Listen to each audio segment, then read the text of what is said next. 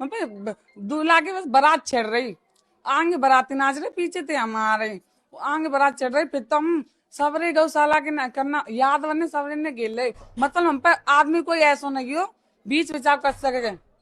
आ रहे भी दे रहे, आ रहे भी दे रहे, वे याद भी और बहुत गंदी भाषा का प्रयोग कर रहे थे। साइड हटा, फिर गाड़ी दे के बोलो, फिर ऐसे हमला कर दिया उसने, बहुत गंदी भाषा का प्रयोग किया था उसने, भाषा भी, फिर उसने हमको मारा भी।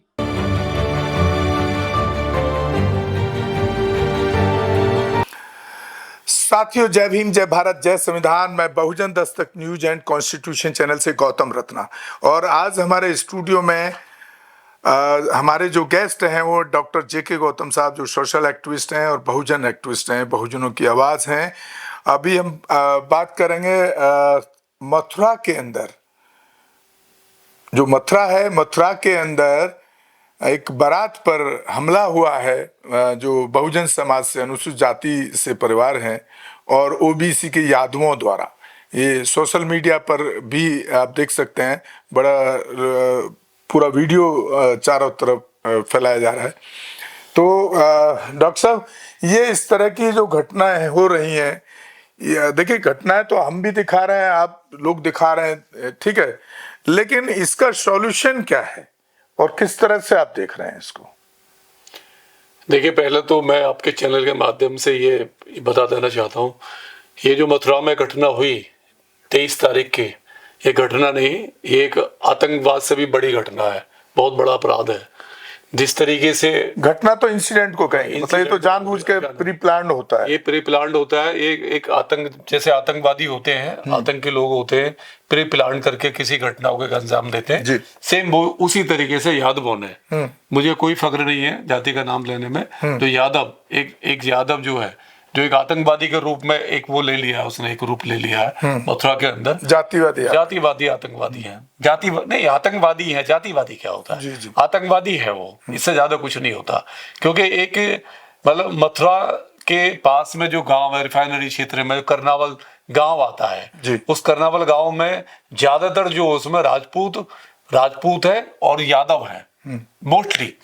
मात्र 30-40 जो घर है वो बौद्धिस्टों के हैं, जाटवों के हैं, वो बौद्धिस्ट लोग हैं। और उस दिन उनकी बारातें, 2 बहनों की बारात आ रही थी, 2 बहनों की बारात। अब सोचिए, वो जो बारात थी, बारात आ चुकी थी गांव में, और जो 2 बहनें थी वो जयमाला के लिए घर से निकली थी अपने फूफा के साथ, जो उनके रिश्तेदार है। तो रास्ते में यादव के लड़के आते हैं और उन लड़कियों पे आके हमला करते हैं, अटैक करते हैं, उनको छेड़खानी करते हैं, उनके ऊपर कीचड़ डालते हैं और मारा पीटी करते हैं। जो उनका फूफा होता है साथ में रिश्तेदार, उसको बुरी तरह से मारते हैं, लड़कियों के कपड़े फाड़ते हैं। और उसमें भी, मतलब उसके बाद भी, जो वो पंडाल में जाते हैं एक झुंड के रूप में, 15-20 यादव, 15-20 लड़के, जिसमें अमित यादव है, पवन कुमार यादव है, रोहतास यादव है, सुरेश यादव है, बटवा यादव है, इस तरीके से 15 यादव के लड़के बाकायदे मंडप पे जाते हैं।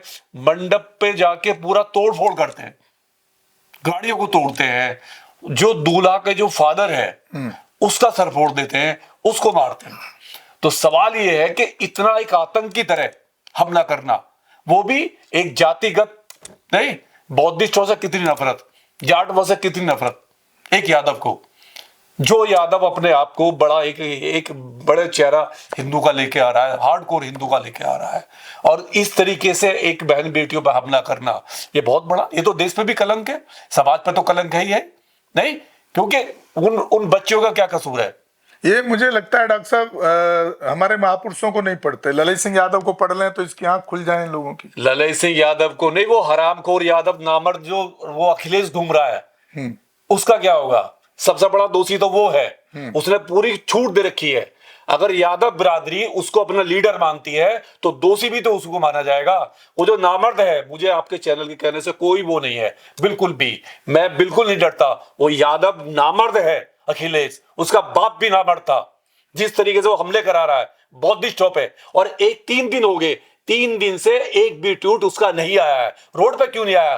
वो हरामखोर पीडीए बनाता है, हरामखोर पीडीए बनाता है दलितों को धोखा देने के लिए, मुस्लिमों को धोखा देने के लिए पीडीए बनाता है, और पीडीए बना के दलितों की बेटियों की बारातें रुकवाता है यादवों से।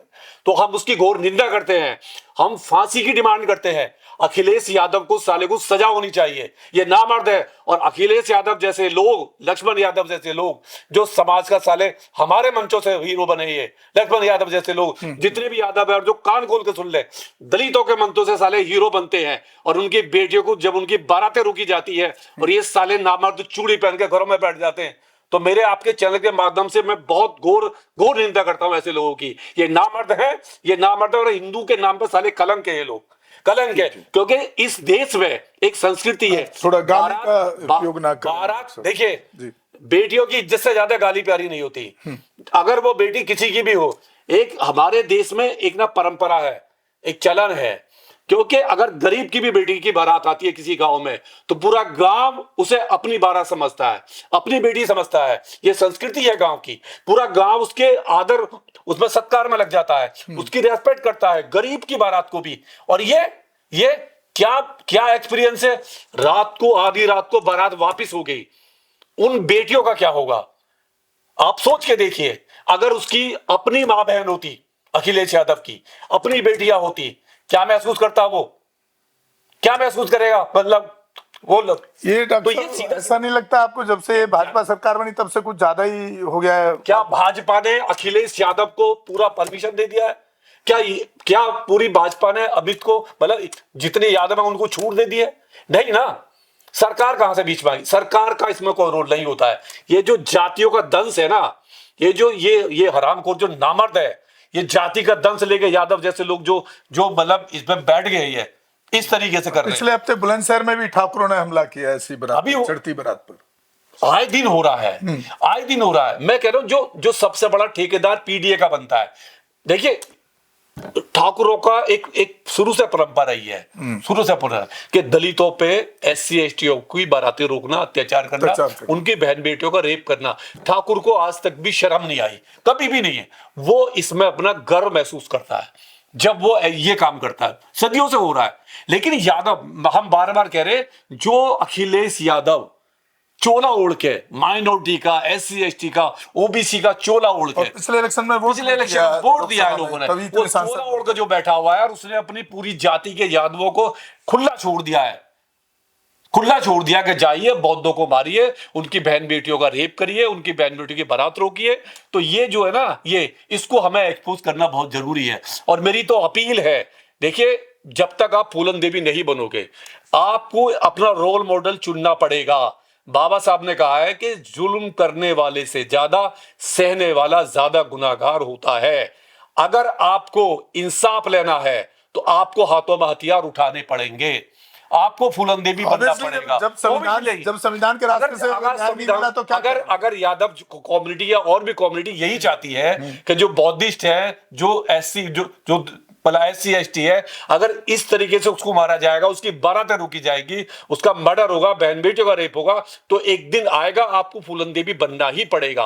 और अगर आप नहीं बनोगे तो आपके साथ ऐसे ही होना पड़ेगा, ऐसे ही होता रहेगा। तो मेरी अपील है कि आप फूलन देवी बने, आप एक के बदले 10 मारो, एक के बदले 10 मारो, तब ये जाके साले सुधरेंगे ऐसे हरामखोर लोग। तो डॉक्टर साहब, इस तरह की घटनाएं आप देख रहे हैं पूरे देश में, रेप की घटनाएं हैं, बारातों को रोकना, घोड़ी पे नहीं चढ़ने देना, और कहीं पानी के पीछे समस्या। अभी तो मेरे पे एक महाराष्ट्र से भी एक शिकायत आई कि पर्टिकुलर एक गांव के अंदर, महाराष्ट्र जैसे क्षेत्र में, वहां सिर्फ जो SC समाज के लोग हैं उनको पानी की सप्लाई नहीं हो रही, और 10 साल से वो SC समाज फाइट कर रहा है उसके लिए। कितना तकलीफ दे है पानी पूरे देश में है, पूरे देश में जो SC ST है उसका बहुत बुरा हाल है। जब से ये सरकार आई है, जब से 2014 से जातिवाद चरम पे हुआ है। लेकिन मैं अपील करता हूं, जितने हमारे लीडर हैं, ये कब सुधरेंगे? ये अलग अलग बैठे हुए हैं, अलग अलग बैठे हुए। चंद्रशेखर का अलग बैठा हुआ है, मायावती अलग बैठी हुई है, रामविलास पासवान का बेटा अलग बैठा हुआ है, जीतन राम मांझी अलग बैठा हुआ है। पासवान के बेटे की तो क्या बात करें, वो तो ऐसे ही पंडिताइन जाए, वो तो इंटरकास्ट मैरिज करके वो तो ब्लडी दूसरा है उसका। तो ये सारे जो लोग हैं जो समाज के ठेकेदार बनते हैं, समाज की लड़ाई लड़ने के बड़े वोट बैंक की तरफ देखते हैं, लेकिन ये जब आपस में एक नहीं होंगे तो समाज का क्या होगा? इनको आपस में मिलना ही पड़ेगा। वो तो हर जगह देखा जाता है डॉक्टर साहब। अगर कहीं किसी गांव में बेसपा के सपोर्टर हैं, उनके ऊपर कोई इस तरह का हमला होता है तो भीम आर्मी वाले हेल्प करने नहीं जाते। और जहां भीम आर्मी के सपोर्टर हैं कुछ गांव में या कहीं भी बेसपा के नहीं है, तो वहां बेसपा वाले नहीं जाते अगर भीम आर्मी के किसी सपोर्टर पे या उन पर नहीं। जनरल मतलब आप देख सकते हैं कहीं भी ये दोनों ही पिटेंगे। मैं आपके चैनल के माध्यम से बताना चाहूँ, अगर ये ऐसी रहे ना तो समाज इन दोनों को मारेगा, समाज इन दोनों को ही मारेगा। इनको ना चंद्रशेखर को छोड़ेगा ना मायावती को छोड़ेगा। अगर ऐसे ही रहे, ऐसे ही ये लोग पिटवाते रहे, समाज की बारातें रुकवाते रहे और अलग अलग रहे, तो समाज बहुत जल्दी इन दोनों का भी इलाज करेगा, छोड़ेगा नहीं समाज इन दोनों को भी। और डॉक्टर साहब यहाँ मैं एक एग्जांपल देना चाह रहा हूँ। बीपी मौर्य, बुद्धप्रिय मौर्य, कहीं किसी जमाने में चंद्रशेखर से बड़ी ताकत रखते थे। उस जमाने में जब समाज अवेयर नहीं था, पढ़ा लिखा नहीं था, बिल्कुल बिल्कुल, और इनसे बड़ी ताकत रखते थे। और बाबा साहब अम्बेडकर की जो पार्लियामेंट में लगी वो बीपी मौर्य की मेहरबानी थी। उन्होंने बड़ा फाइट किया, संघर्ष किया उसके लिए, तब जाकर वो मूर्ति लगी थी जिसको इस सरकार ने हटाया।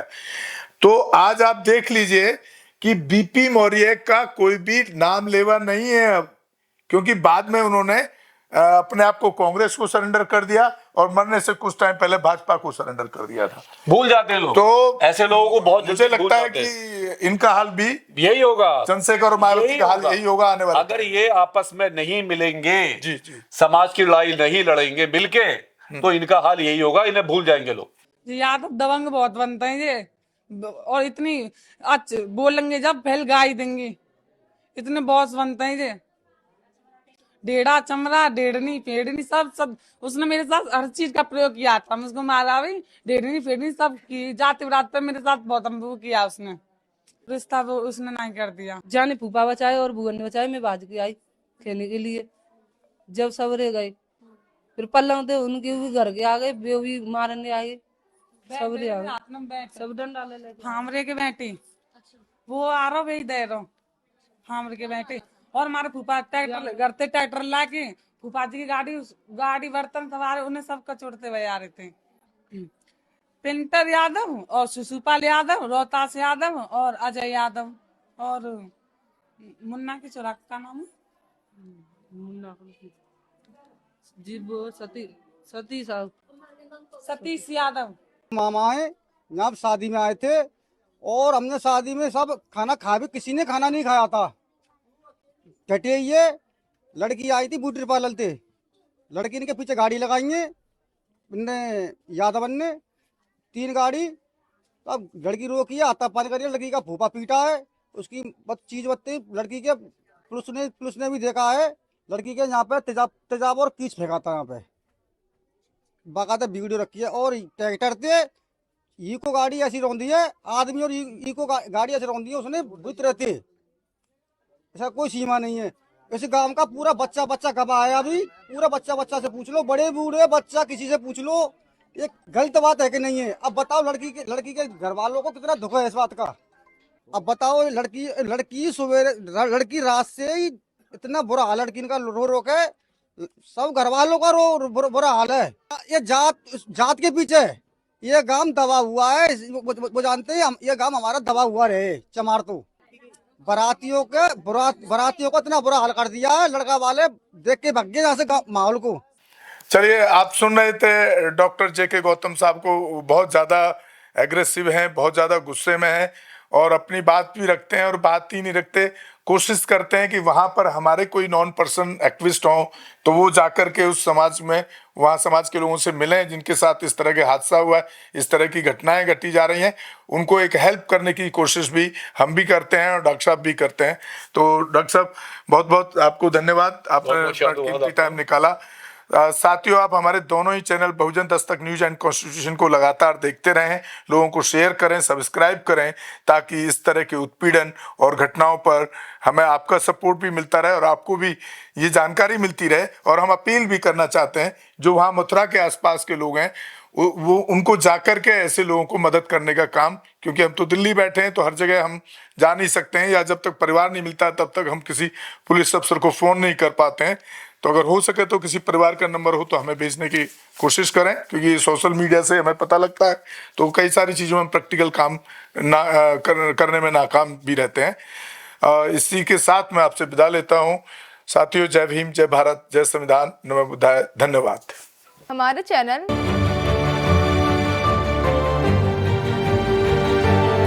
लाइक, शेयर, सब्सक्राइब देखना मत भूलिएगा। जय भीम, जय भारत, जय संविधान, नमो बुद्धाय। धन्यवाद। चैनल आर्थिक समस्या से गुजर रहा है। अगर आप बहुजन समाज में बाबा साहेब अम्बेडकर और तथागत बुद्ध की विचारधारा को अधिक से अधिक लोगों तक पहुंचाना चाहते हैं तो हमें आर्थिक सहयोग प्रदान करें, ताकि हम अपने चैनल के माध्यम से देश विदेश में समता, बंधुता, एकता और संवैधानिक अधिकारों को ज्यादा से ज्यादा लोगों तक पहुंचा सकें। आप अपनी सहायता राशि नीचे लिखे खाते में जमा करा सकते हैं। खाता धारक गौतम रत्ना, खाता संख्या 3169576865 IFSC कोड SBIN 0060336, बैंक भारतीय स्टेट बैंक। आप हमारे बैंक खाते का विवरण स्क्रीन पर भी देख सकते हैं। जय भीम, जय भीम। मैं गौतम रत्ना गौतम फिल्म्स प्रोडक्शन में आपका स्वागत करता हूं। आप हमारे प्रोडक्शन हाउस के अंदर अपना कैरियर बना सकते हैं as a film director, as a producer and actor and actress and editor and cinematographer also. अगर आपको फिल्म से रिलेटेड कुछ भी प्रोजेक्ट आपको बनवाना है तो हमारे पास में पूरा सेटअप है, जिसमें फिल्म कैमरा है, शूटिंग लाइट्स है और एडिटिंग है। सारा A to Z एक ही जगह पर आपको हमारे यहाँ पर मिल जाएगा। तो दोस्तों, आप हमें कांटेक्ट कर सकते हैं हमारे नंबर्स पर 9810085714